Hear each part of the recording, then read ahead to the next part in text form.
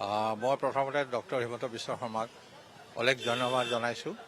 এইটো কাৰণে আজিলৈ যিমানবিলাক মুখ্যমন্ত্ৰী হৈছিলে মোৰ পিতৃ লোকপ্ৰিয় গোপীনাথ বৰদলৈৰ ওচৰলৈ আশীৰ্বাদ ল'বলৈ অহা নাছিলে আৰু যোৱাকালি তেখেতে শপত গ্ৰহণ কৰি আজি ইয়ালৈ আহিছে তেখেতৰ এটা গোপীনাথ বৰদলৈৰ আশীৰ্বাদ ল'বৰ কাৰণে। এইটো এটা খুব ডাঙৰ আৰু সেইটো নিশ্চয় দেউতা য'তে আছে আজি দেউতা ঢুকুৱা 1950 তেওঁলোকে কিমান বছৰ হৈ গ'ল, তথাপি মোৰ দৃঢ় বিশ্বাস হিমন্ত বিশ্ব শৰ্মাই যিখিনি অসমৰ কাৰণে কৰিবলৈ আগবাঢ়ি আহিছে, বিকাশৰ কথা কওক বা সংৰক্ষণ গোটেইখিনি এইবিলাকত তেওঁ সাংঘাতিক এটা উৎসাহ পাব আৰু গোপীনাথ বৰদলৈ দেউতাই সদায় হিমন্ত বিশ্ব শৰ্মাক আশীৰ্বাদ দিয়ে থাকিব, দিবই।